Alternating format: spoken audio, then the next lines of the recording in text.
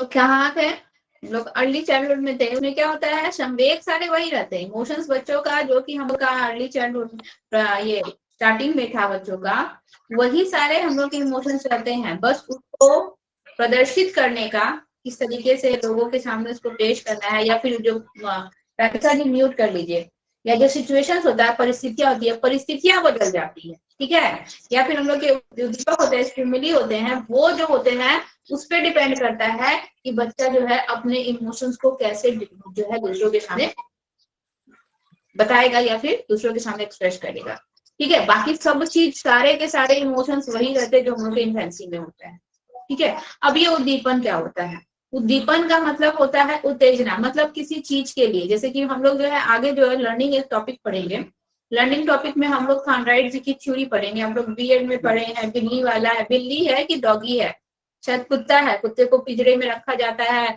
और बाहर में भोजन रखा जाता है, ठीक है। कुत्ता जो है बार बार जो है, कुत्ता बहुत भूखा है, डॉगी बहुत ज्यादा भूखा है, और बाहर में उसको क्या दिख रहा है, भोजन दिख रहा है, मछली दिख रही है, तो बच्चा, बच्चा बोल रहा है, सॉरी, डॉगी जो है बार बार पिंजरे को खोलने के लिए क्या करता है, प्रयास करता है, कोशिश करता है, ठीक है। तो डॉगी यहाँ पे जो क्या करता है, ये हम लोग का स्टिमुलेंट का मतलब है, यहाँ पे डॉगी का स्टिमुलेंट है। स्टिमुलेंट का मतलब जो है वो बहुत ज्यादा भूखा है, प्यासा है, उत्तेजित है उस चीज को पाने के लिए। बाहर में जो भोजन रखा हुआ है, तो वो भोजन हम लोग का उद्दीपन है, स्टिमुली है, यानी भोजन जो है वो डॉगी को क्या कर रहा है, उत्तेजित करने का काम कर रहा है। डॉगी भूखा है, डॉगी बहुत ज्यादा भूखा है, उत्तेजित है खाने के लिए, भोजन को खाने के लिए, लेकिन उस डॉगी को उत्तेजित कौन कर रहा है, बाहर बार बार पिंजरे से निकलने के लिए। तो बाहर में जो भोजन रखा हुआ है, चाहे उसकी जो खुशबू उसके पास जा रही है, उस खुशबू जो है उसको डॉगी को बार बार उत्तेजित कर रही है उस पिंजरे से बाहर निकलने के लिए, जिसके लिए डॉगी बार बार क्या कर रहा है, कोशिश कर रहा है, ठीक है। उसमें एक लीवर है, उस लीवर पर बार बार वह पिंजरे को खोलने की बार बार कोशिश कर रहा है, कोशिश करते करते करते करते। हाँ, तो हम लोग कहाँ थे, प्रारंभिक बाल्यावस्था, क्लियर है ना अभी साउंड? Yes ma'am. चलिए, प्रारंभिक बाल्यावस्था में बच्चों का क्या होता है, सारे के सारे संवेग तो वही होते हैं, प्रदर्शित करने का तरीका क्या होता है, बदल जाता है, क्योंकि अब बच्चे क्या है, 2 से 6 वर्ष की उम्र में आ गए, एज उनका क्या हो गया, बढ़ गया है। अब देखिए, जो फर्स्ट उनका जो हम लोग का इमोशन है, क्रोध, क्रोध का प्रदर्शन जो है, 2 से 6 वर्ष के बच्चे क्रोध का प्रदर्शन कैसे करते हैं, जब बच्चों को गुस्सा आता है, इस स्टेज में बच्चों को जब गुस्सा आता है, हम लोग इन्फेंसी में क्या देखे, उस स्टेज में जब बच्चों को क्रोध आ रहा है, तो वो क्या करते हैं, केवल रोते हैं, और उनको उनका जो भी रिक्वायरमेंट है उसके लिए उनको कोई भी व्यवधान, थोड़ा भी लेट नहीं होना चाहिए, तुरंत उनका रिक्वायरमेंट उनको चाहिए, तुरंत उसकी पूर्ति होनी चाहिए। इस स्टेज में अगर बच्चों को क्रोध आ रहा है, बच्चों को गुस्सा आ रहा है, तो बच्चे अपने गुस्से का प्रदर्शन जो है, क्या हुआ, कोई काम हो रहा है,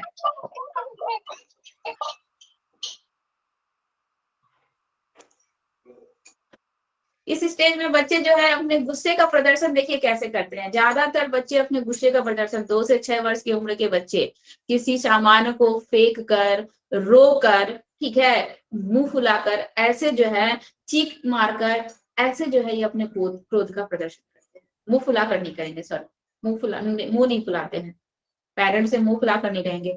कैसे करेंगे, अगर मान लीजिए बच्चे को गुस्सा आ रहा है, तो बच्चा रोएगा, चीखेगा, चिल्लाएगा, उसके पास जो सामान है, जो खिलौने हैं, उन खिलौनों को वो क्या करेगा, फेंकेगा, ऐसे वो अपने गुस्से का प्रदर्शन करता है। 2 से 6 वर्ष के बच्चों का यह क्रोध प्रदर्शन का तरीका है, ठीक है। इसके बाद है डर।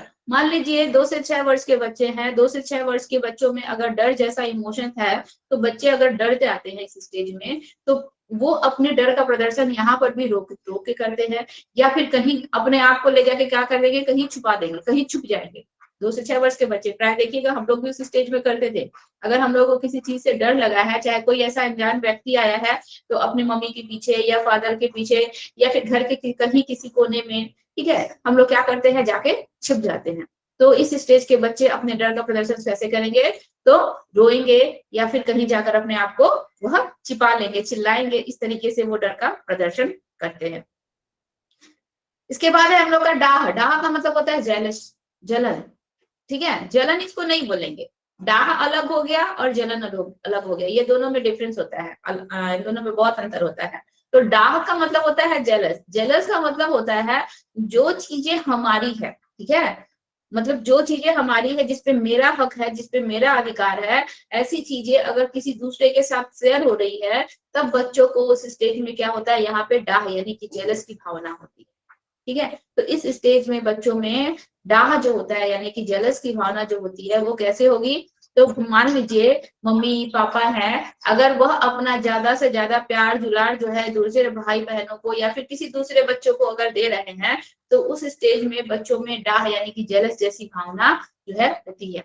बच्चा जो है अपना जो प्रिय चीज है, जिसपे केवल उसका हक है, जिसपे उसका अपना अधिकार है, वह उस चीज को किसी अदर से शेयर नहीं करना चाहता। हम लोग क्या देखे थे कि इस स्टेज में बच्चे ईगो सेंट्रिक में बहुत ज्यादा होते हैं, आत्म केंद्रित, अपनी चीजों को वो किसी से शेयर नहीं करते हैं। मतलब हर किसी का अट्रैक्शन जो है, भाई बहन माँ बाप, हर किसी का अट्रैक्शन जो है किसके लिए, अपने लिए चाहते हैं, अपने को सेंटर में रखकर हर किसी का अट्रैक्शन चाहते हैं। तो इस स्टेज में वो अपने वस्तु को, जिसपे उनका हक है, उनके अनुसार क्या है, यह मेरी वस्तु है, इस पे मेरा हक है, चाहे माँ बाप हो, चाहे कोई खिलौना हो, चाहे कोई खाने की वस्तु हो, यह मेरा है, इस पे मेरा हक है, उसको वह किसी अदर के साथ शेयर नहीं करना चाहते। और अगर कोई शेयर कर रहा है या फिर मम्मी पापा जो है किसी दूसरे को स्नेह या प्यार दे रहे हैं, तो वहां पे बच्चों को डाह जैसी जेलस जैसी भावना होती है। ठीक है, और जलन क्या होता है, जलन का मतलब होता है हम लोग का एनवी। देखिए इंग्लिश में इसको एनवी कहते हैं, ENVY, एनवी।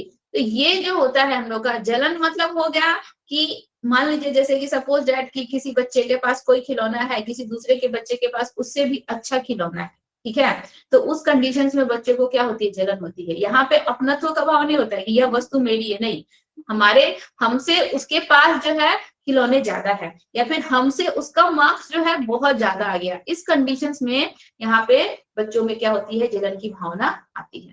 ठीक है, यहाँ पे अपना नहीं होता है, दूसरों से कंपेयरिंग के कंपेयर करते हैं वो लोग कि हमसे उसका मार्क्स ज्यादा आ गया, या फिर हमसे उसके पास ड्रेस बहुत अच्छे हैं, या फिर या फिर हमसे कोई भी वस्तु उसके पास बहुत अच्छी अच्छी चीजें हैं। तो इस कंडीशन में बच्चों को यहाँ पे क्या होता है, जलन की भावना आती है। ठीक है, उत्सुकता यानी कि क्यूरियोसिटी, क्यूरियोसिटी में भी यहाँ पे क्या होता है, बच्चों में किसी चीज को, 2 से 6 वर्ष के बच्चे हैं, नई नई चीजों को जान रहे हैं, देख रहे हैं, एनवायरमेंट में पहली बार जाके इंटरेक्ट हो रहे हैं, तो उनमें बहुत ज्यादा उत्सुकता होती है चीजों को जानने के लिए कि आप एक्चुअल में ये है क्या।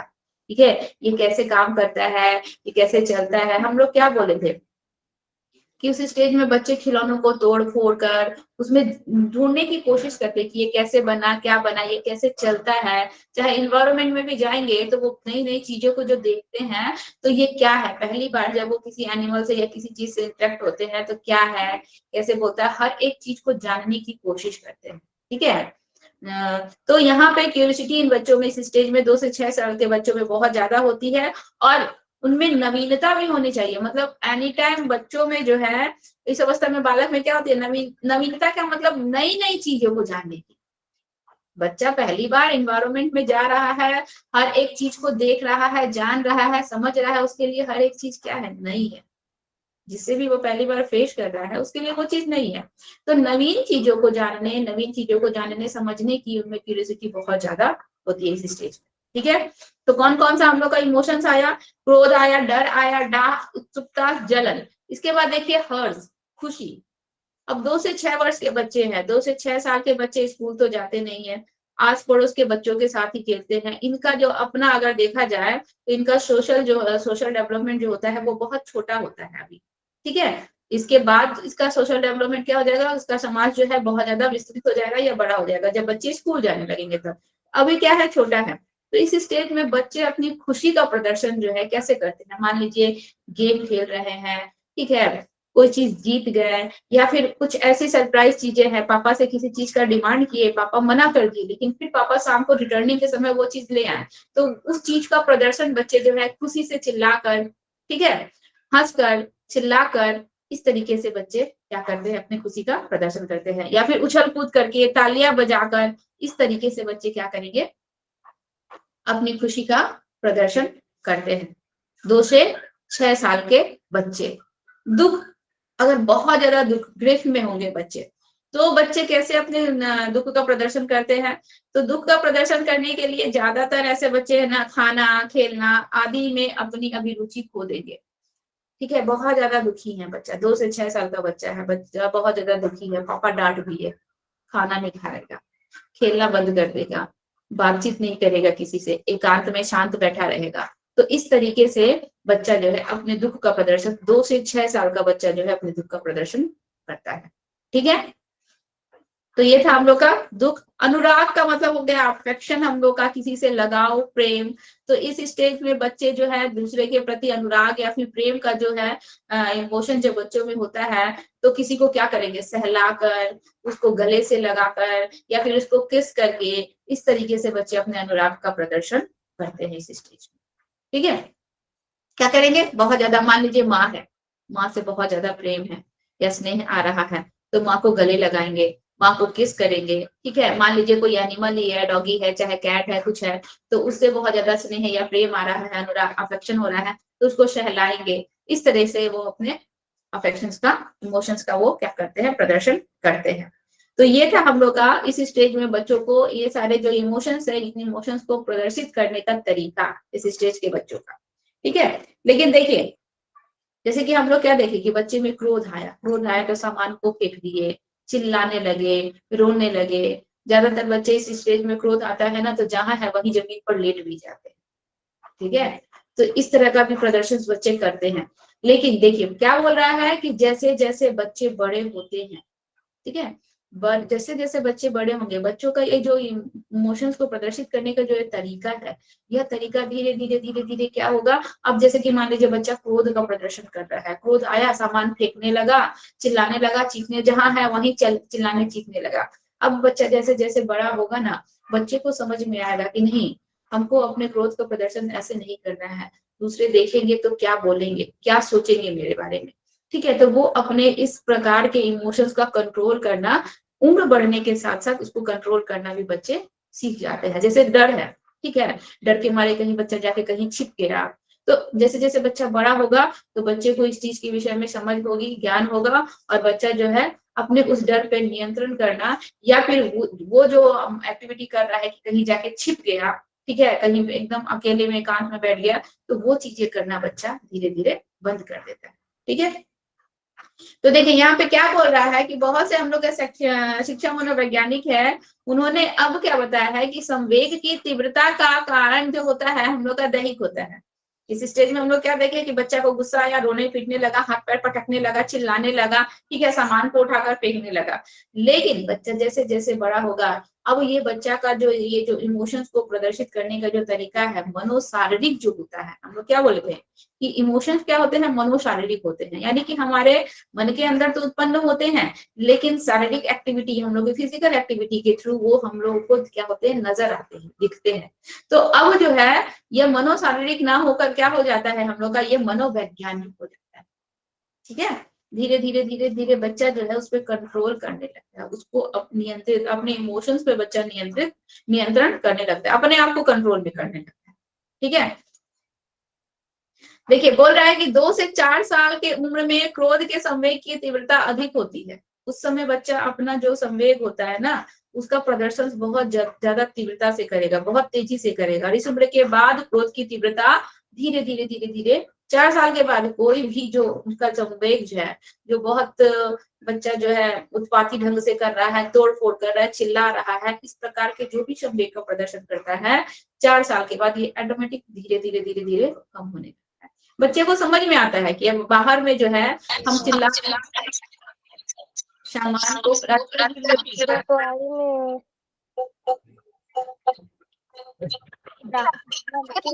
में बोले ना क्या उसको चिकनिया का सर्विस है। राधिका जी आप हमसे कुछ बोल रही है या खुद से ही बात कर रही है?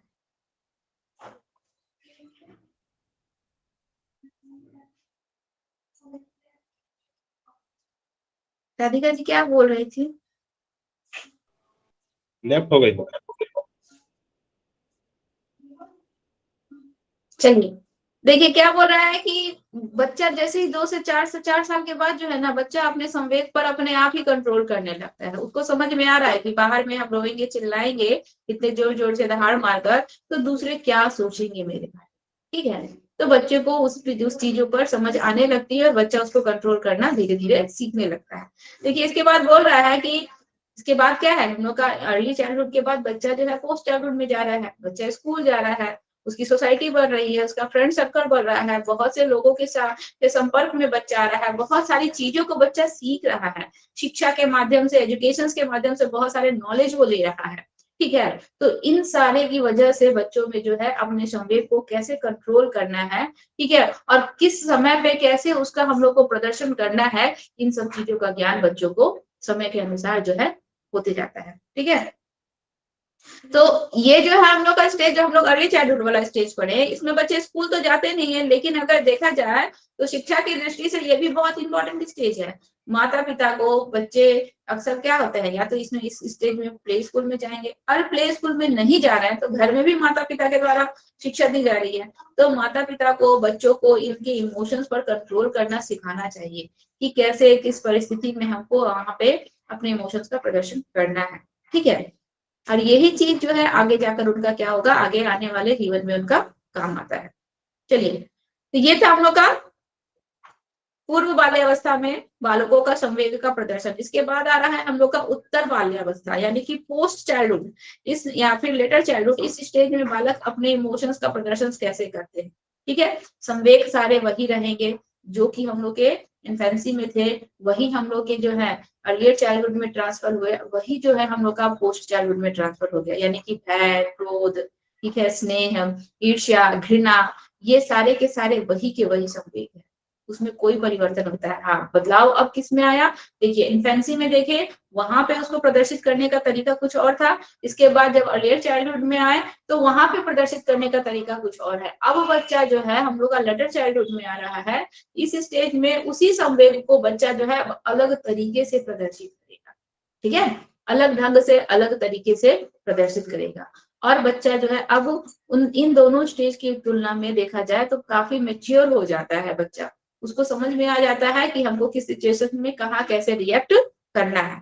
ठीक है, तो शैशवावस्था और पूर्व बाल्यावस्था की तरह ही ये भी हम लोग का स्टेज है। इसमें क्या होता है, संवेगों की उत्पत्ति के लिए हम लोग को वही उद्दीपन का होना बहुत जरूरी है, परिस्थितियों का होना बहुत जरूरी है। परिस्थिति और उद्दीपन से बच्चे जो है भिन्न भिन्न परिस्थिति और भिन्न भिन्न उद्दीपनों के माध्यम से बच्चा जो है अलग अलग संवेगों का प्रदर्शन अलग अलग तरीके से, अलग अलग ढंग से करता है। तो अब हम लोग क्या देख रहे हैं कि इस स्टेज में बालक स्कूल जा रहा है, बहुत सारे लोगों से मिल रहा है, बहुत सारा एजुकेशन नॉलेज भी ले रहा है, टीचर से मिल रहा है, टीचर से उसको नॉलेज मिल रहा है, पेरेंट्स के थ्रू भी उसको बहुत सारे नॉलेज मिल रहा है, दूसरे अपने हमउम्र बच्चों से मिल रहा है तो उनसे भी उनको बहुत कुछ जानने और सीखने को मिल रहा है। इस स्टेज में अब बच्चों को ना ये समझ में आ जाता है कि फीलिंग्स और इमोशंस ये दोनों चीजें एक नहीं होती, ये दोनों चीजें अलग अलग। ठीक है, इससे पहले बच्चे को फीलिंग और इमोशंस में कोई डिफरेंस नहीं लगता, दोनों ही उनके लिए क्या है, दोनों को ही वह बहुत ही तीव्रता से क्या करते थे, प्रदर्शित करते। लेकिन अब इस स्टेज में आने पे 6 से 12 साल की अवस्था, इस स्टेज में आने पे बच्चों को इस बात का ज्ञान हो जाता है कि फीलिंग्स अलग होती है और इमोशंस अलग होता है, इन दोनों के बीच के अंतर को वो समझ जाते हैं बच्चे। ठीक है, कि हमारी फीलिंग्स क्या है और हमारे इमोशंस क्या है, तो इन दोनों के अंतर को बच्चे समझ जाते हैं। उन दोनों को कैसे हम लोगों को दूसरों के सामने एक्सप्रेस करना है या फिर कैसे हम लोग को प्रदर्शित करना है, इन चीजों का भी नॉलेज बच्चों को बहुत हद तक हो जाता है। ठीक है, देखिए बालक दूसरों के साथ संप्रेषण करते हैं, संप्रेषण का मतलब क्या है, बातचीत कर रहे हैं, बात कर रहे हैं, और संवेग पर उनका नियंत्रण उतना ही मजबूत होता है। मान लीजिए कि हम किसी दूसरे बच्चे के साथ बातचीत कर रहे हैं, ठीक है, वह बच्चा हमारे साथ गलत शब्द का प्रयोग कर रहा है या फिर हमको वो उत्तेजित कर रहा है, बार बार उनको स्टिमुलेट कर रहा है, उनको बार बार उत्तेजित कर रहा है कि हम क्या है, संवेग में आ जाए, हम क्रोध के संवेग में आ जाए। तो इस स्टेज में बच्चों को पता है कि हमको कैसे अपने ऊपर कंट्रोल करना है, हमको कैसे वहां पे कैसे एक्सप्रेस करना है, कैसे अपने आप को कंट्रोल में लाना है। तो ये सारी चीजें जो परिस्थितियां जो हैं, ये बच्चों को अपने आप को कंट्रोल करने में बहुत ज्यादा हेल्प करती है। एजुकेशन हो गया या फिर दूसरों के साथ जो बच्चा जो इतना लोगों से बहुत कुछ चीजें सीख रहा है, उन सब के माध्यम से। ठीक है, तो बालक दूसरों के क्या करता है, संवेगों पर नियंत्रण उतना ही उसका मजबूत हो जाता है। अब वो मान लीजिए कोई बालक जो है, कोई बाहर में जो कोई लड़का जो है उसे उटपटांग शब्द बोल रहा है या फिर बार बार उसको पुश कर रहा है, मारने की कोशिश कर रहा है, तो बालक तुरंत संवेग में नहीं आएगा। बालक परिस्थितियों को देखेगा, हालातों को देखेगा, इसके बाद जो है वो अपने संवेग का प्रदर्शन करेगा। ठीक है। या फिर बाहर गया फादर के साथ और किसी चीज का डिमांड किया और फादर मना कर दिए, तो वही अर्लियर चाइल्डहुड का बच्चा रहता, तो वहां पे वो चीख मार मार के रोने लगता या फिर लेट जाता जमीन पर। ठीक है। या फिर चीखने चिल्लाने लगता है या फिर कुछ और हरकत करने लगता है। लेकिन यह बच्चा जो है वहां पे उसको उस चीज की मतलब उसकी बहुत ज्यादा उसका जो है ना ये था, मन था कि आज हमको आइसक्रीम खाना ही है, लेकिन पापा मना कर दिए, नहीं आइसक्रीम नहीं खाना है, मौसम सही नहीं, आइसक्रीम नहीं खाना है। वहां पे उसको गुस्सा तो आया, ठीक है, लेकिन वह अपने गुस्से का प्रदर्शन जो है वहां पे उस तरीके से नहीं करेगा। वो क्या करेगा, अपने आप को कंट्रोल करेगा, अपने आप को वहां पे वो काबू में करने की कोशिश करेगा। हाँ, घर में आएगा, अपने क्रोध का प्रदर्शन देखिए वो कैसे करेगा। घर में आएगा, पापा से मुंह फुला लेगा, बात नहीं करेगा, या फिर उनको दो चार शब्द खरी खोटी सुना देगा। ठीक है। या फिर खाना नहीं खाएगा। इस तरीके से वो अपने क्रोध का प्रदर्शन करेगा। लेकिन वहां मार्केट में वो चिल्लाकर या फिर सामान को फेंक कर या फिर वहां से भाग कर इस तरीके के वो प्रदर्शन को वहां पे नहीं दिखाएगा। ठीक है। अलग प्रकार से करेगा इस स्टेज में। देखिए, छोटी बातों पर क्रोध करते थे, तुरंत ही उसकी अभिव्यक्ति छोटी छोटी बात पर, बच्चा कुछ भी, बच्चे को कोई भी कुछ बोल दिया तो छोटी छोटी बातों पर वो बच्चा रिएक्ट कर देगा। अब वो छोटी छोटी बातों पर रिएक्ट नहीं करेगा। ठीक है। हर बात के लिए वो चीखेगा चिल्लाएगा नहीं। मार्केट में गया, कोई कुछ बोल दिया, तो पहले बच्चा क्या होता था, चीखता चिल्लाता था। लेकिन अब बच्चे को समझ में आ गया कि अगर चार लोगों के बीच में चीखेंगे चिल्लाएंगे तो वो चार लोग हम पे क्या होंगे, और ज्यादा हंसेंगे, हमारा मजाक उड़ाएंगे। ठीक है। तो वहां पे वो क्या करेगा, इस प्रकार का प्रदर्शन नहीं करेगा। तो अर्लियर चाइल्डहुड के कंपेयरिंग में अगर देखा जाए तो लेटर चाइल्डहुड में ये सारे प्रदर्शन बच्चे करते हैं, अपने आप पर कंट्रोल करेंगे। ठीक है। देखिए, छोटी छोटी बातों पर क्रोध करना, डर कर भाग जाना, बिल्कुल भी उसके लिए अब ये समझेगा कि ये सब चीज उचित नहीं है, ये सब चीज सही नहीं है, ऐसा हमको बिल्कुल भी नहीं करना है। तो ये क्या करेंगे, प्राय तभी क्रोध। और इस स्टेज में बच्चों को आप हर एक छोटी छोटी बातों पर बोल दीजिएगा कि गुस्सा हो जाए। ठीक है। उसको कुछ भी बोल दीजिए, पिन कर दीजिए, चाहे किसी चीज के लिए मना कर दीजिए, तो हर एक बात पे गुस्सा भी नहीं आएगा। गुस्सा भी उनको कब आएगा, जब बहुत ज्यादा ये होगा। जैसे कि मान लीजिए आप उसको हर एक बात पे टोक रहे हैं, बाहर जाने से रोक रहे हैं, उसकी स्वतंत्रता पर रोक लगा दिए, उसके फ्रीडम पर रोक लगा दिए, वहां पे बच्चों को गुस्सा आएगा। ठीक है। वहां पे बच्चों को क्रोध आएगा। या फिर आप बहुत ज्यादा बच्चों से पर उटपटांग शब्द बोल रहे हैं, बहुत ज्यादा बार बार उसको टोक रहे हैं, वहां पे बच्चों को गुस्सा आएगा। हर जगह हर एक छोटी छोटी बात पर बच्चों को गुस्सा नहीं आएगा। ठीक है। और सामानों को फेंकेगा नहीं, चीखेगा चिल्लाएगा नहीं, इस तरीके से नहीं करेगा। क्या करेगा, अब वो मुंह फुला लेगा। देखिए, उस स्टेज में बच्चे मुंह नहीं फुलाते थे, इस स्टेज में बच्चे जो है अपने क्रोध का प्रदर्शन कैसे करेंगे, मुंह फुला लेंगे, पेरेंट्स से बात नहीं करेंगे। या फिर दो चार शब्द आप पेरेंट्स को बोल देंगे, खरी खोटी बोल देंगे कि जब बोलते हैं तो सामान खरीदने के लिए तो आपके पास तो पैसा ही नहीं रहता है, जब बोलते हैं तो आपके पास पैसा नहीं रहता है, जब बोलते हैं तो आप कुछ ना कुछ बहाना बना देते हैं। तो दो चार खरी खोटी सुना देगा। ठीक है। मुंह फुला लेगा, उनसे बात नहीं करेगा। ठीक है। या फिर खाना खाना छोड़ देगा। इस तरीके से बच्चा अपने क्रोध का प्रदर्शन करेगा। चिल्लाएगा नहीं, सामानों को फेंकेगा नहीं, ये सारी हरकतें वो नहीं करेगा। क्योंकि ये सारी हरकतें अब उसके लिए क्या है, बचकाना जैसे लगेगी, और उसको ऐसा लगेगा कि हम इस तरह की हरकतें करेंगे तो सामने वाला हम पर हंसेंगे या फिर हमारा मजाक बनाएंगे, इसीलिए। देखिए, इसके बाद बोल रहा है हम लोग का कि जब बालक जो है हम लोग का 10 साल का हो जाता है, दोस्त हम लोग 6 से 12 साल की बात कर रहे हैं, जब बालक 10 साल का हो जाता है तो उसका जो है अपने इमोशंस के ऊपर नियंत्रण तो शुरू हो जाता है।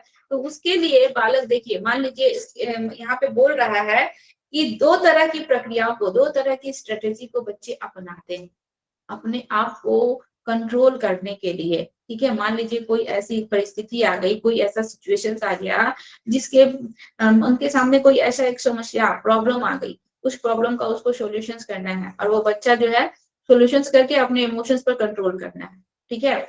तो उस स्टेज में बच्चा क्या करता है, दो तरह की स्ट्रेटेजी को बच्चा अपनाता है। एक होता है हम लोग का समस्या केंद्रित मुकाबला, यानी कि हम लोग इसको प्रॉब्लम सेंटर्ड कॉपिंग कहते हैं, और दूसरा होता है संवेग केंद्रित मुकाबला, जिसको हम लोग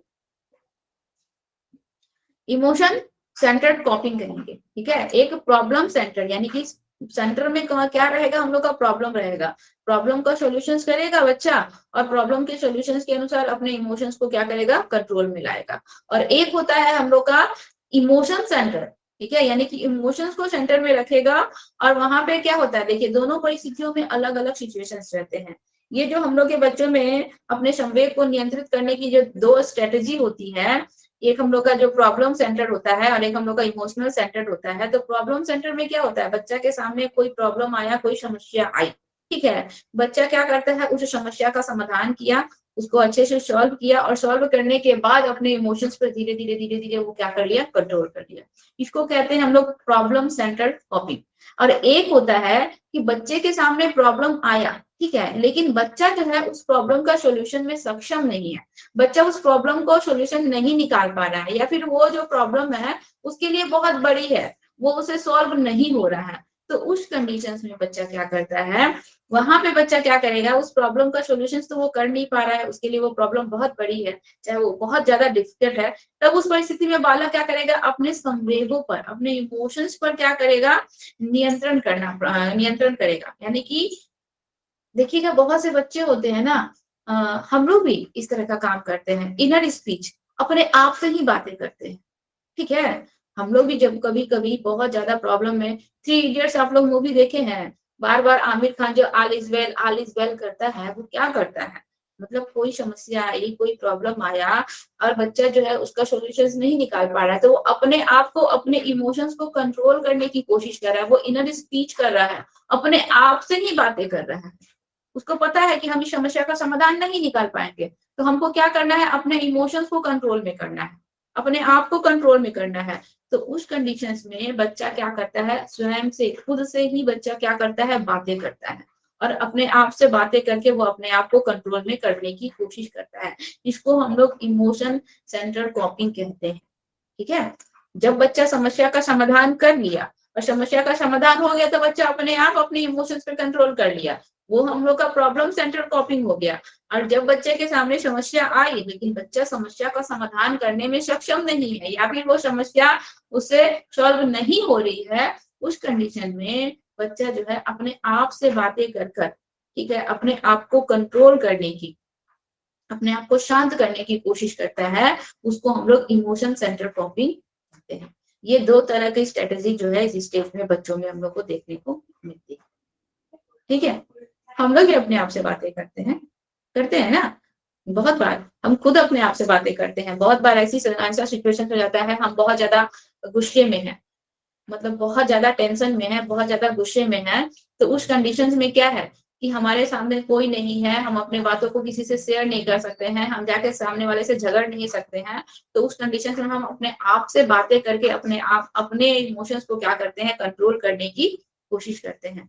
तो इस तरीके से हम क्या किए, इमोशन सेंटर कॉपिंग का इस्तेमाल किए, ठीक है। तो जरूरी नहीं है कि केवल 6 से 12 साल के बच्चों को होगा, ये बड़े बुजुर्ग हर कोई इस थ्योरी को अपनाता है, अपने आप से इनर स्पीच करके अपने आप को कंट्रोल करने की कोशिश करता है, ठीक है, क्लियर हुआ। Yes ma'am. ठीक है, इसके बाद देखिए बोल रहा है कि उसमें हम लोग क्या देखे थे, पूर्व बाल्यावस्था में देखे थे कि उद्दीपन का होना बहुत जरूरी है, कोई ना कोई उद्दीपन होगा तभी बच्चे का जो है संवेग जो है हम लोग को प्रदर्शित करता है। जैसे कि हम लोग डॉगी वाला एग्जांपल दिए कि डॉगी पिंजरे में है, बाहर में भोजन है, भोजन की खुशबू या भोजन को देखकर डॉगी जो है बहुत ज्यादा क्या हो गया, इमोशंस में आ गया, और पिंजरे को बार बार खोलने का प्रयत्न करने लगा, कोशिश करने लगा। ये जो हम लोग का है, यहाँ पे भी उद्दीपन का होना, स्टिमुलस में होना बहुत ज्यादा जरूरी होता है। लेकिन यहाँ पे जो स्टिमुलस है, उद्दीपन जो है एकदम स्पष्ट होनी चाहिए, क्लियर होनी चाहिए, ठीक है।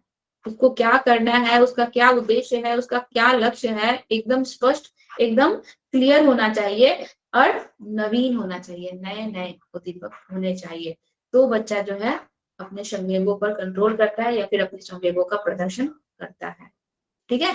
वहां पे भी संवेग है, वहां पे भी उद्दीपन है, उद्दीपन के माध्यम से बच्चे अपना संवेग का प्रदर्शन कर रहा है, ठीक है। लेकिन कभी कभार ऐसे भी होते हैं जो स्पष्ट नहीं होते हैं। हम लोग क्या बोले थे, इन्फेंसी स्टेज में हम लोग क्या देखे थे कि बच्चे का जो भी इमोशंस होता है वो इतना मतलब एकदम क्लियर नहीं होता है कि बच्चे को एक्चुअल में बच्चा रो रहा है तो क्या प्रॉब्लम है। उस सिचुएशंस में जो भी उसके पास में है या फिर जो भी उसके पेरेंट्स है उनको बहुत ज्यादा प्रॉब्लम होता है, कठिनाई होती है बच्चे के इमोशंस को समझने में। तो बहुत क्लियर नहीं हुआ, स्पष्ट नहीं है। इसके बाद जब पूर्व बाल्यावस्था में आए तो पूर्व बाल्यावस्था में भी बच्चों का कुछ इमोशंस ऐसे भी होते हैं जो बहुत ज्यादा स्पष्ट और क्लियर नहीं होते कि बच्चे क्या प्रदर्शित करना चाह रहे हैं, बच्चे क्या बोलना चाहते हैं। लेकिन जो हम लोग का ये पोस्ट चाइल्डहुड होता है, इस स्टेज में बच्चों का जो इमोशन होता है, ठीक है, उद्दीपन होता है, ये उद्दीपन एकदम स्पष्ट होना चाहिए, एकदम क्लियर होना चाहिए और साथ ही साथ नए नए उद्दीपक होने चाहिए, तो ही बच्चा अपने इमोशंस का प्रदर्शन करता है। ओके, मतलब हमको जो भी प्रॉब्लम है, बच्चा जो एकदम स्पष्ट उस अपने प्रॉब्लम को जान रहा है कि हमको ये प्रॉब्लम है, ठीक है। हमको डॉगी से बहुत ज्यादा डर लगता है, डॉगी को देखकर, बच्चा डॉगी को देखकर क्या हो गया, डर के इमोशंस में, डर के संवेग में आ गया और घर में जाके कहीं अंदर घुस गया, ठीक है। तो यहाँ पे हमको पता चल रहा है कि बच्चा किसकी वजह से डर के संवेग में आया, बच्चा डॉगी की वजह से डर के संवेग में आया, ठीक है। बच्चा जो है डॉगी को देखा, डर के संवेग में आ गया। चाहे मान लीजिए ट्यूशन टीचर आए, बच्चा उसको भी देखकर डर के भाग गया अंदर, क्योंकि ट्यूशन टीचर्स बहुत ज्यादा मारते हैं या बहुत ज्यादा पनिश करते हैं, तो इसकी वजह से बच्चा डर के अंदर भाग गया। तो ये सारे इमोशंस यहाँ पे जो है, बच्चों के जो भी इमोशंस बच्चे प्रदर्शित कर रहे हैं उसमें उद्दीपन का एकदम क्लियर होना और नवीन होना बहुत ज्यादा जरूरी होता है, ठीक है। क्लियर हुआ?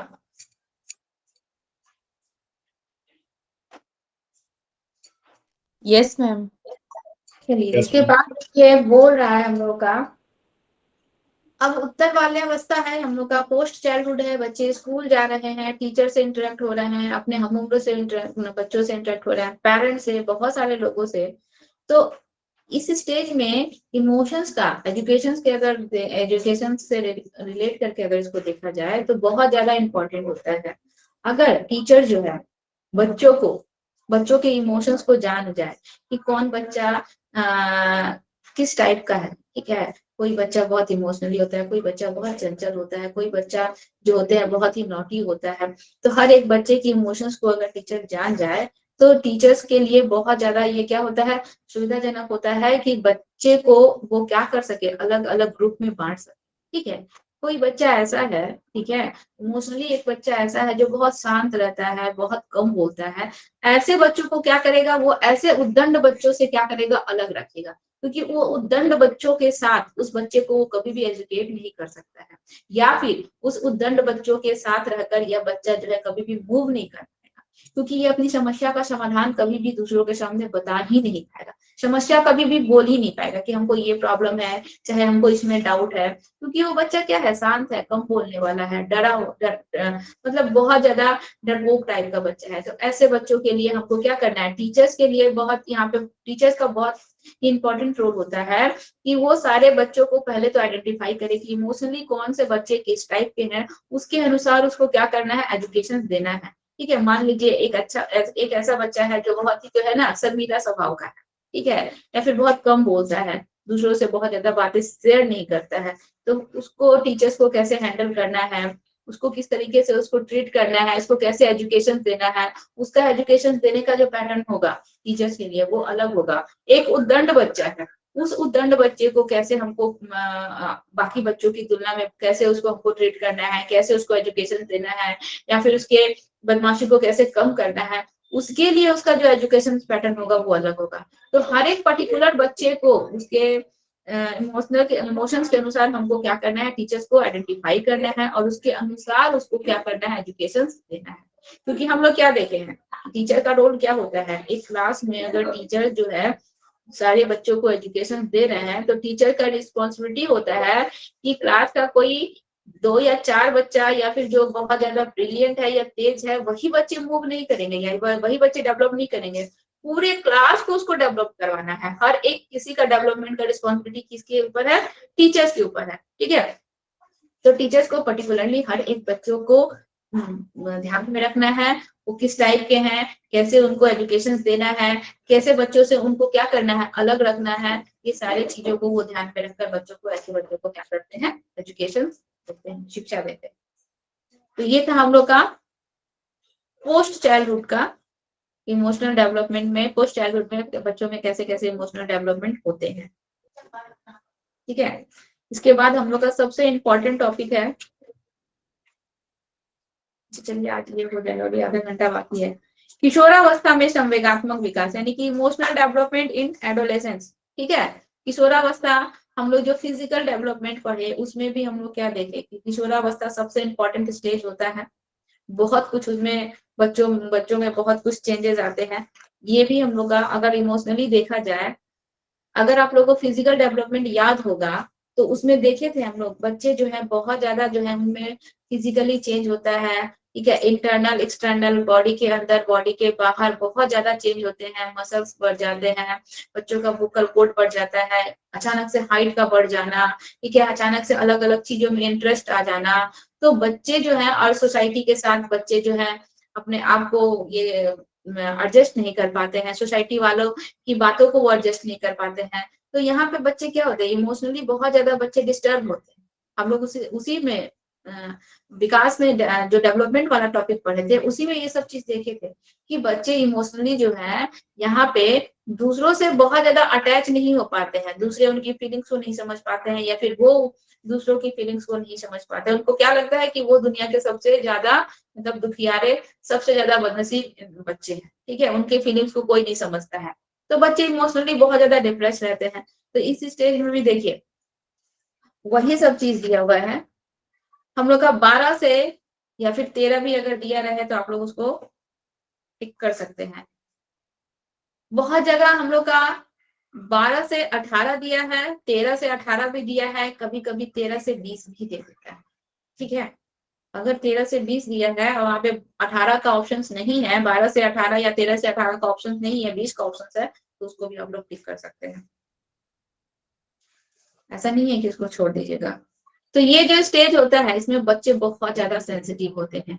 इस स्टेज में बच्चों को बहुत ही अच्छे से हैंडल करना होता है, क्योंकि बच्चे जो होते हैं इमोशनली बहुत ज्यादा इसमें जो है बहुत ज्यादा डिप्रेस में रहते हैं। उनके साथ क्या हो रहा है क्या नहीं हो रहा है लोग उनको समझ नहीं पा रहे हैं। जैसे कि अभी हमारी दीदी का लड़का, वो अभी 12 से 13 में इंटर किया, टीनेजर में आ गया ना बच्चा। अब उस बच्चे को, हाँ गई थी कहीं बाहर मूव करने, घूमने गई थी, तो वो बच्चा अपने आप को एडल्ट समझ रहा है। अब जब बस में जब चढ़ना है तो वो क्या है, वो सबसे पीछे खड़ा हो गया। वो भाई को मम्मी को चढ़ाने के बाद खुद से वो मतलब उसको क्या लग रहा है कि अब हम रिस्पॉन्सिबल पर्सन हो गए हैं, अब फैमिली की रिस्पॉन्सिबिलिटी हमारे है। ठीक है, हमको सबको सेफली पहले बस में चढ़ाना है, इसके बाद पीछे से हम जैसे गार्जियन, एज अ गार्जियन क्या होते हैं कि अपने बच्चों को पहले बस में चढ़ा देते हैं, इसके बाद पीछे से चढ़ते हैं। ठीक वैसा वो बिहेव कर रहा है। ठीक है, क्योंकि वो टीनेजर में आ गया, अभी एडोलेसेंस का स्टेज में आ गया है।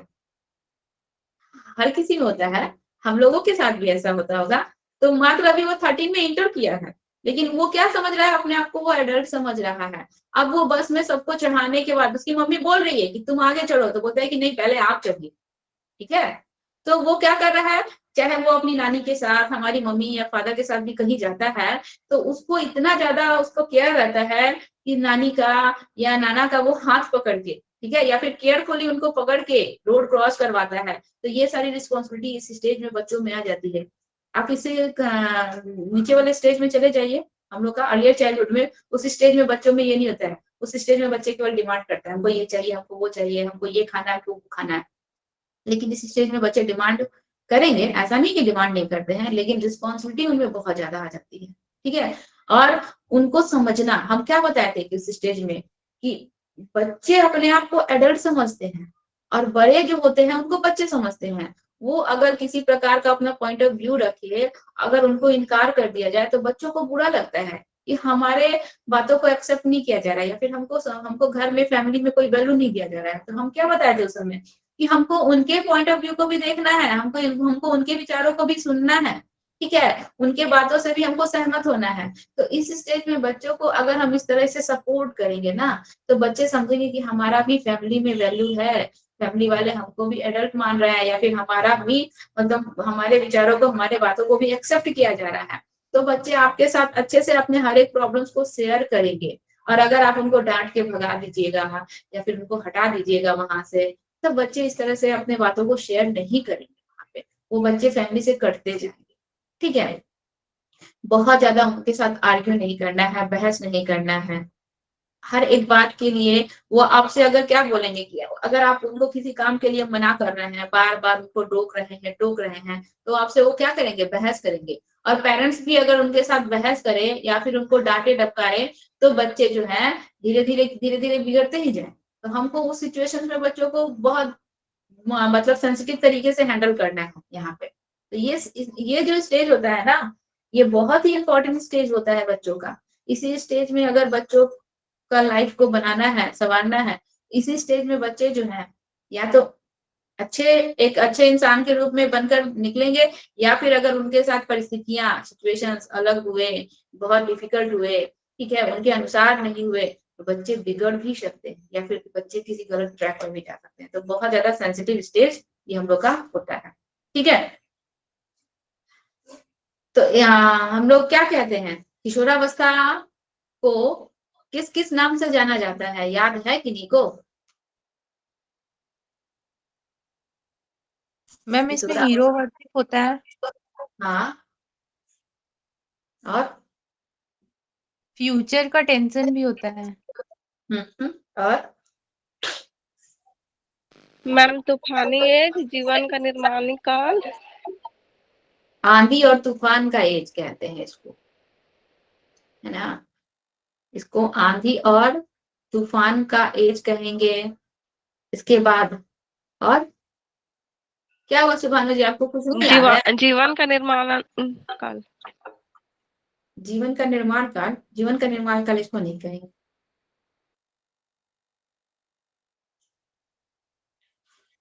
सुभानु जी, राहुल जी, क्या हुआ, आप लोग को कुछ नहीं याद है?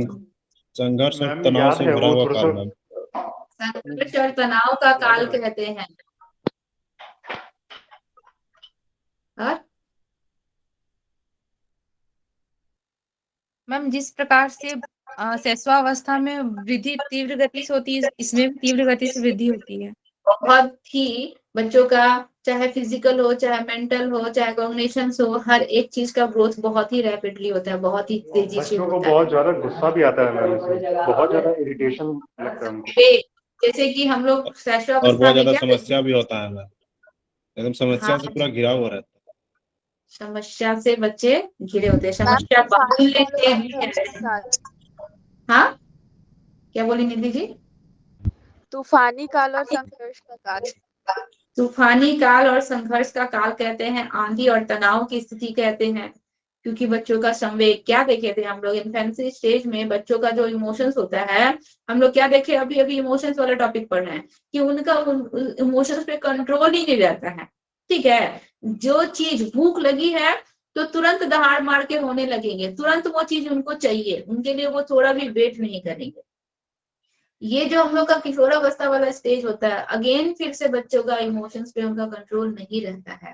ठीक है, बच्चे अगर किसी भी इमोशंस में आ जाते हैं तो क्या होता है, मतलब तुरंत चाहते हैं कि उस समस्या का समाधान कर ले, प्रॉब्लम का सोल्यूशन कर ले, और नहीं तो है। यस फिर मैम, यस मैम, इसलिए किशोरावस्था को शैशवावस्था की पुनरावृत्ति भी कहा जाता है। पुनरावृत्ति भी कहा जाता है।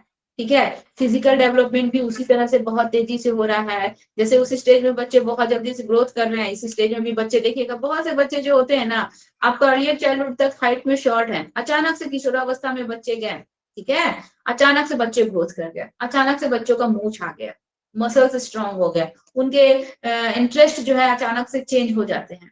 तो बहुत जल्दी इसमें बहुत ज्यादा चेंजेस आते हैं, और ये इतना जल्दी जो चेंज आता है ना, इसी चेंज की वजह से बच्चे जो है बहुत ज्यादा इमोशनली जो है यहाँ पे परेशान रहते हैं, वो समझ ही नहीं पाते हैं, वो खुद अपने आप को भी नहीं समझ पाते हैं, सोसाइटी वाले या फैमिली वाले भी उनको नहीं समझ पाते हैं।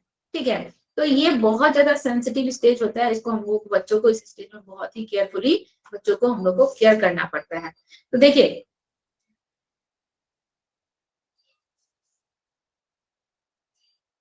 इसमें दिया हुआ है हम लोग का,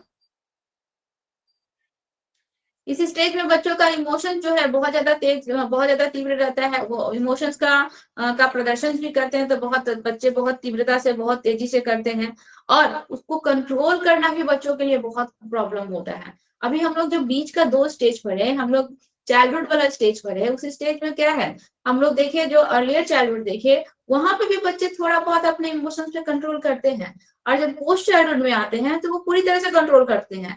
लेकिन अगेन जब इस स्टेज में आते हैं तो उनको कंट्रोल करना, उनके लिए अपने इमोशंस पे कंट्रोल करना बहुत ज्यादा प्रॉब्लम हो जाता है, बहुत डिफिकल्ट हो जाता है उनके लिए। ठीक है, क्योंकि यहाँ पे इमोशन जो है अगेन शैशवावस्था की तरह फिर से हो जाते हैं। मतलब किसी प्रकार का कोई मतलब लेट नहीं होना चाहिए, जो है जो चीज है वो तुरंत उनकी पूर्ति होनी चाहिए। तो इसमें क्या होता है, किशोरावस्था में संवेगों की उत्पत्ति या फिर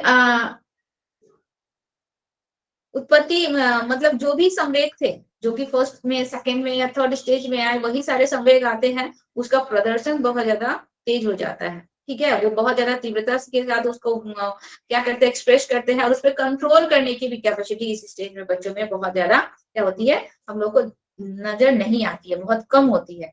तो संवेग उत्पन्न हो जाने के पश्चात उसकी अभिव्यक्ति अनियंत्रित ढंग से होता है। ठीक है, अब बच्चा किसी संवेग में आ गया, अब उसको जो बच्चे को एक्सप्रेस करना है, किसी को बताना है, तो वो जो है वो दूसरों के सामने जो एक्सप्रेस कर रहा है, उसको जो है ना अनकंट्रोल तरीके से वो कर रहा है। जैसे छोटे बच्चे, ठीक है, भूख लगी धाड़ मार के रोने लगे, ठीक है, या फिर ये किसी ने डरा दिया तो एकदम डर गए, दिल की धड़कन बहुत तेज हो गई, हाथ पैर कांपने लगे, उस प्रकार का परिस्थिति जो है अगेन किशोरावस्था जैसे हम लोग के पीरियड में फिर से वापस आ जाता है। तो वो जो भी एक्सप्रेस कर रहे हैं उसको जो है अनकंट्रोल तरीके से वो बता पाते हैं, नहीं वो उसको अच्छे से एक्सप्रेस कर पाते हैं, नहीं बता पाते हैं। ठीक है, मान लीजिए किसी प्रकार का कुछ इंसिडेंट हुआ, चाहे किसी प्रकार का कुछ घटना घटी, अब वो बच्चा उसको एक्सप्रेस करने आएगा ना, तो उसके जीभ मतलब उसके जुबान हकलाने लगेंगे, या फिर हाथ पैर कांपने लगेंगे, या बच्चा जो है पूरी तरह से पसीने पसीने से हो जाएगा, हाँ उसका हार्ट बीट बढ़ जाएगा। ठीक है, तो इस तरह के जो है हम लोग को चीजें इस स्टेज में देखने को मिलती है। जबकि हम लोग इससे पहले वाले पोस्ट चाइल्डहुड में जाएंगे, उसमें बच्चे बहुत हद तक जो है अपने आप को कंट्रोल करके रखते हैं। ठीक है,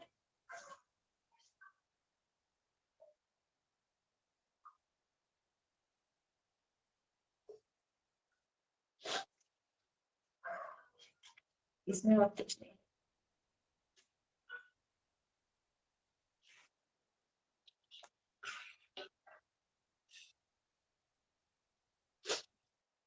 जो हम लोग पढ़े थे वही सारी चीजें हैं इसमें देखा गया है। तो अब बच्चा पोस्ट चाइल्डहुड में जो अपने आप को कंट्रोल करना सीखा, अपने इमोशंस को कंट्रोल करना सीखा, इनर स्पीच सीखा, अपने आप को नियंत्रित करना है, तो इस स्टेज में आते ही वो सारी की सारी चीजें उसकी धरी की धरी रह जाती है। अगेन बच्चा शैशवावस्था वाला कंडीशन अपना लेता है, वही सारी चीजें करता है। ठीक है, और किसी भी चीज से बहुत जल्दी अट्रैक्ट हो जाता है, आकर्षित बहुत जल्दी हो जाता है। कोई चीज बहुत अच्छा लगा, ठीक है, किसी के प्रति उसका आकर्षण बहुत जल्दी होता है। मान लीजिए सपोज डेट इस स्टेज में हम लोग क्या देखे थे कि ऑपोजिट जेंडर वालों के साथ उसका अट्रैक्शन हो जाता है।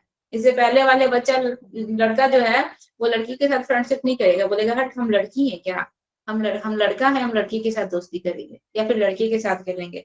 लेकिन इस स्टेज में आते आते उसका अपोजिट जेंडर वालों के साथ अट्रैक्शन हो जाता है, तुरंत वो आकर्षित हो जाएगा, तुरंत अगर उसको कोई नेगेटिव रिएक्शंस मिलेगा तुरंत वो इमोशंस में आ जाएगा, तुरंत वो किसी प्रकार का गलत हरकत कर सकता है। ठीक है, इस स्टेज में हम लोग क्या देखे हैं, मान लीजिए लड़की कोई रिजेक्ट कर दी, चाहे मना कर दी, एकदम से बच्चा डिप्रेशन में चला गया, किसी से बात नहीं कर रहा है, खाना खाना छोड़ दिया, ऐसा भी कर दिया, या फिर क्या किया कि जाके लड़की को 2-4 थप्पड़ मार के आ गया।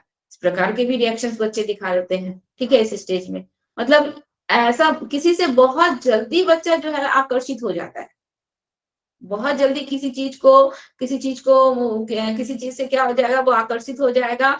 और अगर उसका रिएक्शन नेगेटिव में है, अगर कुछ मना कर दिया गया, चाहे कुछ नेगेटिव रिएक्शंस हो गया, तो बहुत जल्दी उसका रिएक्शंस भी वो क्या करता है, दिखा देता है इस स्टेज में बच्चे। और कभी कभी तो ऐसा होता है कि गलत स्टेप भी ले लेते हैं बच्चे। ठीक है, एक स्टोरी हम सुने थे कि टीनेजर के ही 2 बच्चे थे, क्लासमेट्स थे, दोनों आपस में लवर थे।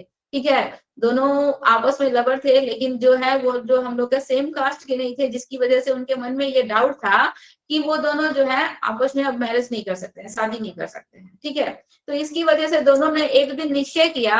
अब वो बहुत ज्यादा इमोशंस में आ गया, डर में आ गए कि हमारी शादी नहीं होगी, अलग अलग शादी हो जाएगी तो हम लोग कैसे रहेंगे। वो दोनों के दोनों एक दिन निर्णय लेते हैं, डिसीजन लेते हैं कि हम लोग दोनों ठीक 12 बजे जो है सुसाइड कर लेंगे, फांसी लगा लेंगे, तुम अपने घर में, हम अपने घर में। और ऐसा मतलब इतना ज्यादा वो बच्चे दोनों के दोनों जो इस इमोशंस में आ गए थे, प्रेम के इमोशंस में, कि दोनों जो है ठीक 12 बजे अपने अपने घर में क्या करते हैं, सुसाइड कर लेते हैं, फांसी लगा लेते हैं। तो ये जो कंडीशंस है, ठीक है, रिजेक्शंस वाला, चाहे उनकी इच्छा की पूर्ति नहीं हुई, तो ये सारे कंडीशंस की वजह से बच्चे बहुत ज्यादा इमोशंस में आ जाते हैं, इस प्रकार के कोई रिएक्शंस, कोई ना कोई हरकत कर लेते हैं। जबकि आप इससे पहले वाले स्टेज में जाइए, पोस्ट चाइल्डहुड में जाइए, उस स्टेज में बालकों में या फिर लड़कियों में आपको इस तरह का कोई हरकत नहीं नजर आए, ठीक है, इस तरह का कोई हरकत नहीं कि हाँ हमको पापा ये सामान खरीदने के लिए बोले थे और नहीं खरीदे तो हम हाथ काट लेंगे और हम घर से भाग जाएंगे या फिर हम कुछ कर लेंगे। इस प्रकार का कोई रिएक्शन बच्चे उस स्टेज में नहीं करते हैं, क्योंकि उस स्टेज में बच्चों को अपने इमोशंस को कंट्रोल करने की कैपेसिटी होती है, इनर स्पीच होता है, ठीक है। बच्चे अपने आप से संभाषण करके अपने आप को कंट्रोल करने की कोशिश करते हैं। अगर समस्या का समाधान हो गया तो इमोशंस अपने आप कंट्रोल में आ जाएंगे, और अगर समस्या का समाधान नहीं हुआ तो वो इनर स्पीच के माध्यम से अपने आप को कंट्रोल कर लेते हैं। लेकिन वो इस प्रकार का कोई हरकत जो है उस स्टेज में नहीं करते हैं। लेकिन इस स्टेज में आते आते अगेन वो शैशवावस्था वाला कंडीशन जो में आ जाता है, ठीक है। हम लोग शैशवावस्था में क्या देखे थे, छोटे बच्चे हैं, बहुत ज्यादा कोई परेशान कर रहा है, बहुत ज्यादा उसको किस कर रहा है, उसको बहुत ज्यादा परेशान कर रहा है, एक बार उठ जाएगा और परेशान होकर क्या करेगा, उसका मुंह पकड़ लेगा, नाखून से नोच देगा और उसको दांत वात काट लेगा, होता है ना बच्चे, ठीक है। सेम वही कंडीशन किशोरावस्था में आएगा, परेशान हो जाएंगे तो क्या करेंगे, कुछ ऐसी हरकतें कर लेंगे जो सामने वाले के लिए नुकसानदायक होगा, चाहे खुद के लिए उसके लिए नुकसानदायक होगा। इस प्रकार की हरकतें बच्चे जो हैं कर लेते हैं, ठीक है।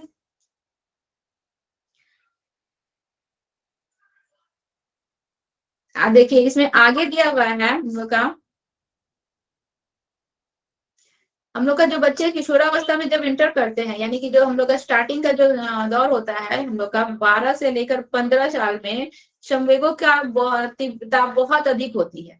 जैसे हम लोग उसमें क्या देखे कि बच्चों का जो है इमोशन जो है बहुत तेजी से होता है, लेकिन जैसे जैसे एज उनका बढ़ता जाता है, बच्चे जो है हम लोग के अब जो है इसमें वयस्कावस्था में पहुंचते जाएंगे, किशोरावस्था से वयस्कावस्था में जाएंगे, तो उनका संवेगों पे कंट्रोल धीरे धीरे धीरे धीरे होते जाता है। जैसे हम लोग शुरुआती दौर में क्या देखे कि बच्चे का इमोशंस पे कंट्रोल नहीं रहता है, या फिर घर परिवार में से किसी से बनता नहीं है, लेकिन जैसे जैसे बच्चे बड़े होते हैं उनमें रिस्पॉन्सिबिलिटी आती है, बच्चे समझते हैं कि ये हमारी रिस्पॉन्सिबिलिटी है, या फिर हमको ऐसे नहीं बोलना चाहिए, हमने गलत कहा या गलत किया, ठीक है। तो उनमें जो उनका इमोशंस पे धीरे धीरे धीरे धीरे वयस्कावस्था तक आते आते उनमें उनके इमोशंस पे क्या हो जाता है, उनका कंट्रोल हो जाता है। तो शुरुआती दौर में तो वो अपने संवेगों का तीव्र प्रदर्शन करते हैं, लेकिन धीरे धीरे धीरे धीरे उनका यह जो प्रदर्शन है वो धीरे धीरे क्या होते जाएगा, कम होते जाएगा, अपने आप ही कम होते जाएगा। वो समझ जाएंगे, वो मैच्योर होते जाएंगे, उनमें मैच्योरिटी आती जाएगी बच्चों में, ठीक है। तो संवेगों की अभिव्यक्ति अनियंत्रित ढंग से होती है, परंतु जब किशोर लगभग किशोरावस्था जब समाप्ति के स्टेज में आ जाएगा बच्चे जो है, यानी कि वयस्कावस्था के स्टेज में बच्चे जब आ जाते हैं और बच्चे उस स्टेज में पूरी तरह से मेच्योर हो जाते हैं, हर एक चीज का उनको नॉलेज हो जाता है, हर एक चीज का ज्ञान हो जाता है, तो बच्चों का जो ये इमोशंस को प्रदर्शित करने का जो तरीका ये अपने आप ही कम हो जाएगा, ठीक है।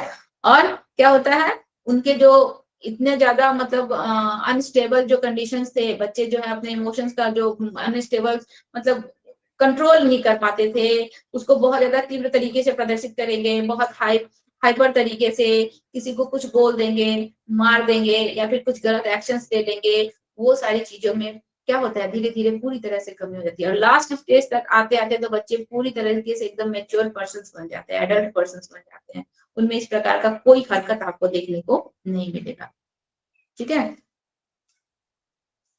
देखिए स्किनर साहब भी किशोरावस्था के लिए क्या बता रहे हैं, यहाँ पे शिक्षकों के लिए बता रहे हैं। अगर शिक्षा की दृष्टि से देखा जाए तो ये स्टेज हम लोग का बहुत ज्यादा इंपॉर्टेंट होता है, और उनको किस टाइप का एजुकेशन देना चाहिए, कैसे बच्चों को हैंडल करना है इस स्टेज में। तो क्या हो रहा है कि अगर हम लोग ध्यान दें तो सबसे अधिक चुनौती वाला स्टेज यही होता है।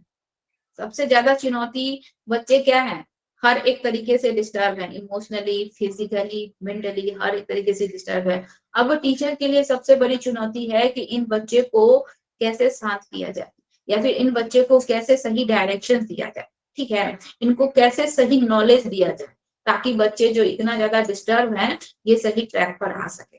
तो टीचर्स के लिए सबसे बड़ा चुनौती का काम होता है, उनको उनको वहां पे टीचर्स को बच्चों के लिए एज अ ट्यूटर, एक सहायक के रूप में, एक फ्रेंड के रूप में, हर एक रोल उनको वहां पे टीचर्स को निभाना पड़ता है। टीचर्स क्या होते हैं, टीचर जो होते हैं बच्चों के लिए एक सहायक होते हैं, उनको मतलब सही डायरेक्शन बताते हैं कि आपको ये करना है तो आपका जो है फ्यूचर जो है सिक्योर होगा।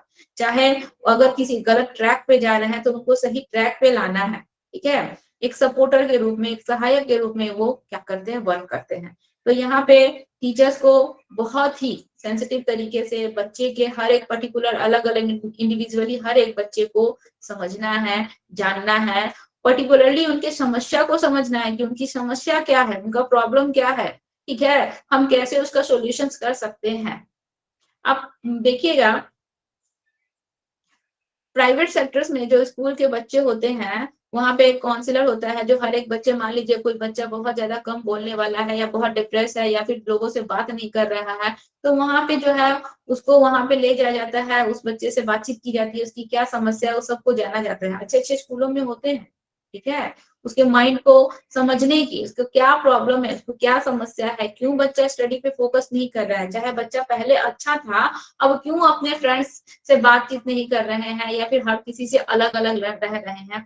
तो ये सब चीजों के लिए एक अलग से ट्यूटर होते हैं जो इन सब चीजों की जानकारी बच्चों से ले। क्लास टीचर्स का ड्यूटी क्या होता है, क्लास टीचर अपने क्लास के हर एक बच्चे को पर्टिकुलरली जानते हैं, वो कैसे स्वभाव के हैं, क्या है, कि क्या एक्टिविटी है, वो सब जानते हैं। लेकिन इसके बावजूद भी अगर कोई बड़ी समस्या रहे तो एक अलग से ट्यूटर होते हैं जो उनकी एक समस्या का समाधान कर सके, उनको समझ सके, उनको जान सके। पेरेंट्स से मिलते हैं, क्या समस्या है घर में, बच्चा कैसे रिएक्ट कर रहा है, कैसे बच्चा क्या आपके साथ कैसा बिहेव करता है, वो सभी चीजों को जानकर उस बच्चे को क्या करते हैं, उसकी समस्या का समाधान करने की कोशिश करते हैं। तो हमको क्या करना है, शिक्षक एज अ टीचर होने के नाते हमको हर एक पर्टिकुलर बच्चे की समस्या को जानना है, उसका क्या समस्या है, ठीक है, बच्चा क्यों ऐसे रिएक्ट कर रहा है, उसके समस्या उसके प्रॉब्लम का सॉल्यूशन करना है। और हर एक के डेवलपमेंट का रिस्पॉन्सिबिलिटी हमारा है, हर एक के डेवलप करना है। ऐसा नहीं है कि वो बच्चा गधा है तो पढ़ता ही नहीं है, क्या उसके पीछे हम अपना दिमाग खराब करें, ऐसा नहीं। हमको हर एक बच्चे को जो है पर्टिकुलरली जानना है, उसके डेवलपमेंट के लिए हमको सोचना है, ठीक है, अपना पूरा प्रयास, अपनी पूरी कोशिश करनी है, ठीक है। तो क्लासरूम का हर एक बच्चा जो है टीचर की रिस्पॉन्सिबिलिटी होती है कि हर एक बच्चे का विकास हो, किसी एक का विकास हो या केवल जो ब्रिलियंट बच्चे हैं और जो हम लोग के जो है इंटेलिजेंट बच्चे, ऐसे बच्चों का नहीं, हर एक बच्चों का हम लोग का डेवलपमेंट, चाहे वो जिस फील्ड में भी हो। मान लीजिए हर एक बच्चे जो है स्टडी में फोकस नहीं करते हैं, लेकिन कुछ बच्चे ऐसे भी हैं जिनका एक्स्ट्रा एक्टिविटीज में भी बहुत ज्यादा अच्छा फोकस रहता है या फिर उनका इंटरेस्ट उसमें है, तो हम उसको उसमें उसका डेवलप करने की कोशिश करें, ठीक है। तो इन सब चीजों को टीचर्स को ध्यान में रखना है, पर्टिकुलरली हम लोगों का स्टडी करना है, उनके प्रॉब्लम्स का हम लोगों को क्या करना है, सॉल्यूशंस करना है, फिर उनको क्या करना है, आगे की तरफ डेवलप करना है। ये था हम लोग का किशोरावस्था, ठीक है। बस इतना, किशोरावस्था हम लोग का खत्म हो गया।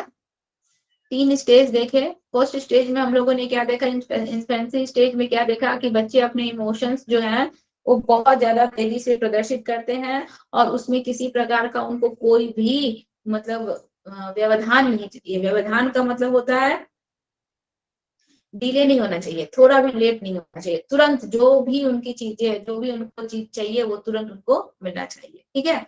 इसके बाद हम लोग पूर्व बाल्यावस्था में आए, उसमें क्या देखें कि बच्चे का संवेग तो वही है लेकिन प्रदर्शित करने का तरीका क्या है, अलग हो गया। अब बच्चे का अगर क्रोध आता है, गुस्सा आता है तो सामान फेंकता है, ठीक है, चिल्लाता है, चीखता है, रोता है, ठीक है। अगर बच्चा प्यार, अगर स्नेह के इमोशंस में है तो ये क्या करेगा, गले लगेगा, उसको हाथ से सहलाएगा, इस प्रकार के वो प्रदर्शन करता है। वही हम लोग जब उत्तर बाल्यावस्था में आए तो हम लोगों ने क्या देखा कि बच्चे में जब क्रोध का संवेग आता है तो अब बच्चा चीखेगा, चिल्लाएगा नहीं, ठीक है, या फिर सामान को फेंकेगा नहीं, क्या करेगा, वो अपने आप को वहां पे कंट्रोल करने की कोशिश करता है। क्रोध का प्रदर्शन कैसे करता है, मुंह फुलाकर करेगा, बातचीत नहीं करेगा, खाना पीना छोड़ देगा, खेल कूद में पार्टिसिपेट नहीं करेगा। इस तरीके से बच्चे अपने क्रोध का प्रदर्शन करते हैं। ठीक है। इसके बाद जब हम किशोरावस्था में आए, किशोरावस्था में हम लोगों ने क्या देखा, अगेन बच्चा जो है फिर से शिशुअवस्था की तरफ रिटर्न चला गया। अब बच्चे को अगर क्रोध आता है तो अगेन वो उसी प्रकार की हरकतें करता है, वो अपने क्रोध का प्रदर्शन बहुत ही तेजी से करता है। ठीक है, किसी चीज पे गुस्सा आ गया तो यहाँ पे बच्चा जो है सामान को फेंक सकता है, तोड़ सकता है, ठीक है, घर से भाग सकता है, चिल्ला सकता है, इस प्रकार से वो अपने संवेगों का प्रदर्शन करता है। ठीक है, तो हर एक स्टेज में क्या होता है, बच्चे का संवेग का प्रदर्शन करने का तरीका अलग अलग होता है। इसके बाद हम लोग का नेक्स्ट टॉपिक जो है बालकों में, इतना आप लोगों को क्लियर हुआ या नहीं ये बताइए पहले हमको। यस मैम, क्लियर है। क्लियर है ना। और आप लोग जो भी नहीं पढ़ रहे हैं, आप लोग के पास नोट चला गया है और आप लोग रिपीट नहीं कर रहे हैं, तो आप लोग को एक बार हम इन्फॉर्म कर दे कि इस वीक में हम लोग का ये वाला टॉपिक कंप्लीट हो जाएगा। ठीक है, ये भी टॉपिक कंप्लीट हो जाएगा। इसके बाद हम लोग का एक कंसेप्चुअल डेवलपमेंट है, वो भी टॉपिक कंप्लीट हो जाएगा। और इसके बाद वाले वीक में हम लोग कॉग्निटिव डेवलपमेंट कंप्लीट करके और हम लोग टेस्ट लेंगे। टेस्ट देना है आप लोगों को, क्योंकि इतना सारा टॉपिक कंप्लीट हो गया। तो जो पीछे वाला रिवीजन नहीं कर रहे हैं या पीछे वाला नहीं पढ़ रहे हैं, वो आज से पढ़ना स्टार्ट कर दीजिए, क्योंकि टेस्ट देने के लिए चीटिंग नहीं होना चाहिए। ऐसा नहीं कि आप लोग का वीडियो ऑफ है तो आप लोग अपना नोट्स खोल के देख लिए क्या है क्या नहीं है, ये नहीं होना चाहिए। आप लोग को हम बता दें अभी से, आप लोग अभी से प्रिपरेशन कीजिए। बस हम आप लोग को सीटेट का फॉर्म आ गया क्या मैम? नहीं, अभी नहीं है, अभी नहीं आएगा तो हम आप लोग को बता देंगे। और आप लोगों का देखिए ईवीएस वाला बुक जो है कॉलेज में चला गया है, जिन जिन को लेना था। निधि जी आपके पास बुक आ गया है ना? मैम कल ले लेंगे, आज डेट हो गया था इसलिए नहीं ली। हाँ, बाकी और जिनको बुक लेना है, सुदीप्ता जी आपको भी बुक चाहिए था ना? मैम हमको मिल गया था पहले ही, अच्छा, आपको जब मिल लास्ट गया दिए थे था। उसी टाइम। अच्छा, जिनको भी बुक लेना है कॉलेज में बुक चला गया है। ठीक है, कुछ तो हम लोग का पूरा सेट है, लेकिन कुछ में केवल 5 और 4 ऐसे ही है। तो जो भी है आप लोग ले लीजिए, क्योंकि बुक मिल नहीं रहा है। जो भी है, मतलब अगर मान लीजिए 5 का ही है, 4 का ही है, 3 का नहीं है, तो वो भी लेके रख लीजिए। ऐसा ना हो कि बाद में वो भी ना मिले। अजय जी आपको बुक मिल गया है ना? अजय जी ना थे जो बुक ऑर्डर किए थे कि राहुल जी? यस मैम, मेरे को मिल गया। आपको मिल गया, ठीक है। चलिए आज का हम लोग का यहाँ टॉपिक यहीं पे रहेगा, इसके बाद से हम लोग कल करेंगे। ओके मैम, ठीक है, thank you ma'am. Thank you चलिए मैम। आप, ओके, थैंक यू। क्लास यहीं पे ऑफ करते हैं फिर।